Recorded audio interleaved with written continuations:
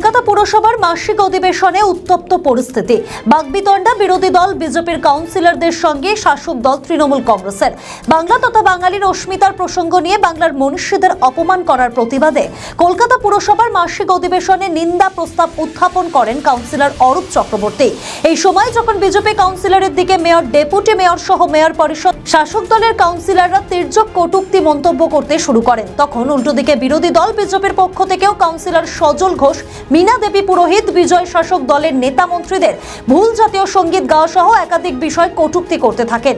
দেখুন সেই ছবি।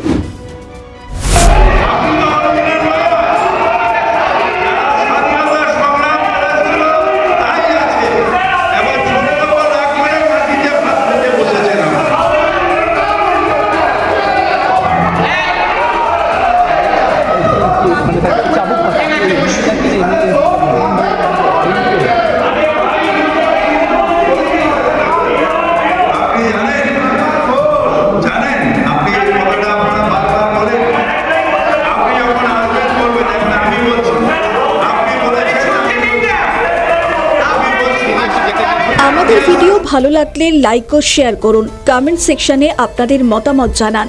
আরও ভিডিও পেতে আমাদের চ্যানেলটিকে সাবস্ক্রাইব করুন এবং প্রতি মুহূর্তে খবরের আপডেট পেতে প্রেস করুন বেল আইকন।